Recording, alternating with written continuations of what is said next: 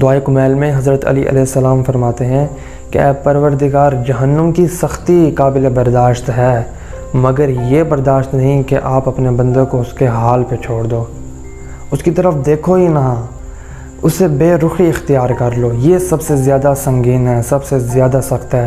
جہنم کی سختی برداشت ہو سکتی ہے، مگر پروردگار کی بے رخی برداشت نہیں ہو سکتی۔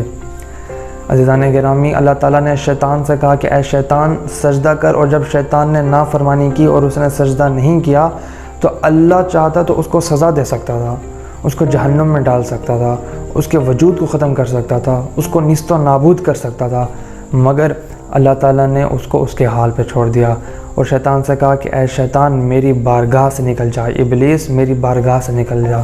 اور جب شیطان نے کہا کہ اے خدا مجھے اختیارات دے کہ میں تیرے بندوں کو گمراہ کروں، تو اللہ نے کہا ٹھیک ہے، اختیار بھی لے جا، میری بارگاہ سے نکل جا۔ یعنی اللہ نے شیطان کو اس کے حال پہ چھوڑ دیا، جو کہ بہت زیادہ سخت ہے۔ سب سے سخت ترین سزا یہ ہے کہ کسی کو اس کے حال پہ چھوڑ دیا جائے۔ یہ سزا اللہ نے شیطان کو دی، اور یہ سزا اللہ نے منافق کو دی ہے۔